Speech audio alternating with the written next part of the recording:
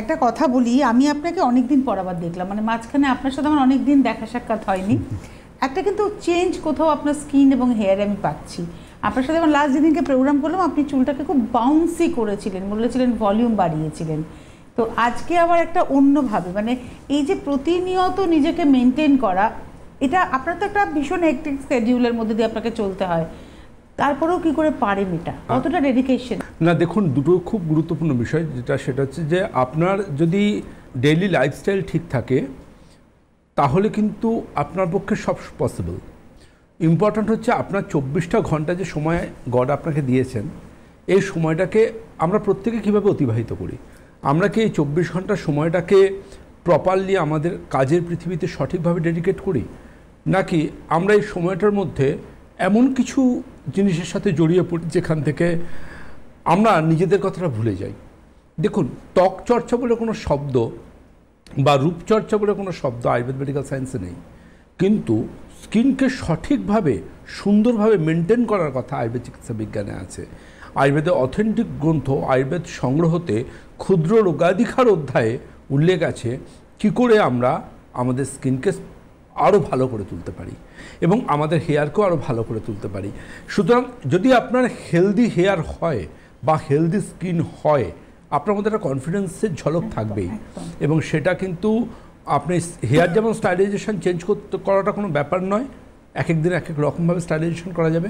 আবার স্কিনের ক্ষেত্রেও কিন্তু যদি 365 দিন স্পটলেস স্কিন হয়, সেখানেও কিন্তু একটা আলাদা আত্মবিশ্বাস তার ত্বকের মধ্যে থাকবে। বর্ষসেরা ত্বক এটা তো বর্ষের শেষে হয়, কিন্তু আমি এটুকু বলতে পারি যে এই সময়টা যদি আমরা সঠিকভাবে আমাদের দিনচর্যা এবং ঋতুচর্যার সমন্বয়ে আমাদের ডেইলি লাইফস্টাইল, ফুড হ্যাবিট এবং আয়ুর্বেদাকে সাথে নিয়ে আমরা যদি একটু কোয়ালিটি টাইম স্পেন্ড করি আমাদের স্কিনের জন্য, তাহলে আমরাও কিন্তু সারাটা বছর সেরা সেরা ত্বক রাখতে পারবো।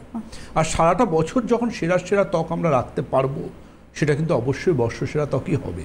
যে কোনো পরীক্ষায় দেখবেন অল সেমিস্টারের নাম্বারগুলো যোগ করে গ্র্যান্ড টোটাল ঠিক করা হয়। তেমন আমরাও যদি গ্রীষ্মে আমাদের ত্বককে কেমন রাখবো, বর্ষাতেই বা কেমন রাখবো, শরতে কেমন রাখবো, আবার শীতে কেমন রাখবো, এরকম টোটালটাকে নিয়ে যদি আমরা মেনটেন করি যে এই 4টে সেমিস্টারে আমরা আমাদের ত্বককে ঠিক কীভাবে আমাদের স্কিনকে বেস্ট অফ দ্য বেস্ট আমরা গাইডলাইন্স দিতে পারি। ষড় ঋতুর সঙ্গে বৈশিষ্ট্য রেখে, দেখুন ষড় ঋতু তো এখন চলে গেছে, এখন আমরা এখানে 3টে পাই ঋতু খুব বেসিক্যালি। একটা হচ্ছে প্রচণ্ড গরম, আর একটা হচ্ছে প্রচণ্ড বর্ষা, আর তার সাথে বহু বছর বাদে গত বছর একটু শীতটা বেশি দিন, ঠিক আছে। নাতিশীতোষ্ণ অঞ্চলের যেটা ডেফিনেশন আমাদের এখানে ছিল, সেটা কিন্তু আস্তে আস্তে চলে যাচ্ছে। নাতিশীতোষ্ণ শব্দের অর্থ কি?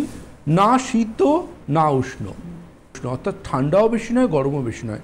এখন কিন্তু এখানে গরমটা বেশি হয়ে গেছে, শীতের ভাগ খুব কম। একটা 20-20 গেম খেলে শীত চলে যায়, কিন্তু শীত বুঝিয়ে দিয়ে যায় আমাদের স্কিনের মধ্যে ইমিউনিটি কতটা, আমাদের স্কিনকে কতটা নির্ভরশীল করে ফেলেছি আমরা কোল্ড ক্রিমের ওপর। সোকল্ড আমাদের স্কিনের মধ্যে সেই ন্যাচারাল ব্যাপারটাই নেই।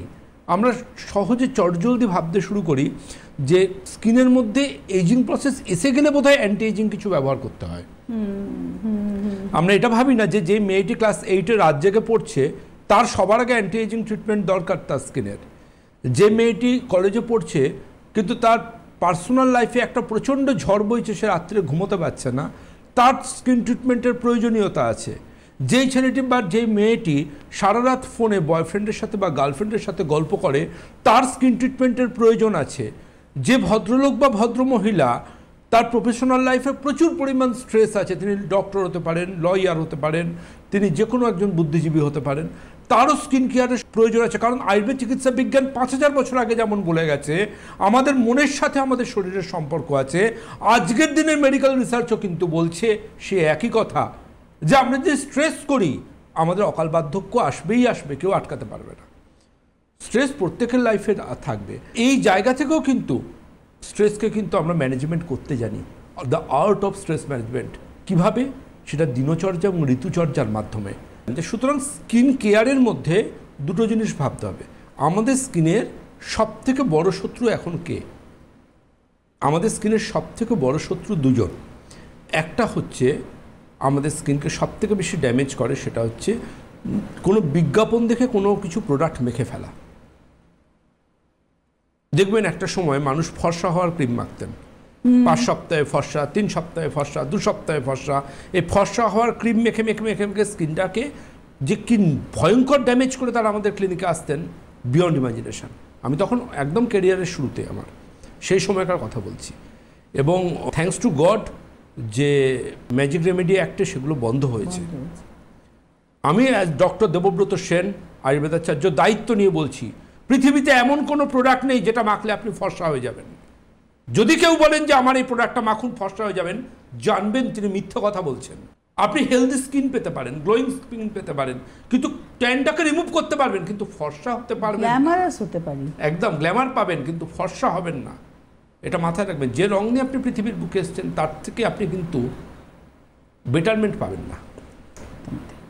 আপনি সাইকেলকে কোনোদিনও মোটরসাইকেল বানাতে পারবেন না, আবার প্রাইভেট গাড়িকে কোনোদিনও আপনি বুলডোজার বানাতে পারবেন না। আলটিমেটলি আপনার যেটা আছে সেটা নিয়ে আপনাকে সন্তুষ্ট থাকতে হবে। ওই যে আমি বলি, ভালো থাকার চাবিকাঠি মধ্যবিত্ত জীবনযাত্রা, মানে প্রত্যাশা কমানো। আপনি আপনার ফ্যামিলির কারোর জন্য কিছু একটা করলেন, করে নিজে নিজে ভাবছেন এবার কখন সে আপনাকে থ্যাংক ইউ বলবে, কখন বলবে যে আহা তোমার জন্য আমি এটা পেয়েছি জীবনে, আমি তোমার কাছে grateful, I shall remain thankful to you. একদমই নয়। ডক্টর সেন, আমার এই আপনার কথাটা শুনে বলছেন না মধ্যবিত্ত জীবনযাপন, রবীন্দ্রনাথ 1894 খ্রিস্টাব্দের 8ই মার্চ তার ভাইজিকে চিঠি লিখেছেন, সেখানে লিখছেন যে সিম্পল লিভিং, হাই থিঙ্কিং। ভাবুন 200 বছর আগে। উনি তো খুব বড় একজন দার্শনিক, শুধু যে উনি গুরুদেব তা নন আমাদের সবার। মায়ের কাছে বলি রূপং দেহি যশোদেহি, সম্মান দাও রূপ দাও। আবার আরেকদিকে কিন্তু আবার জানবেন, রূপযৌবন সম্পূর্ণা বিশালকুল সম্ভবা, বিদ্যাহীনা ন শোভন্তে নির্গন্ধাহিব কিংসুকা।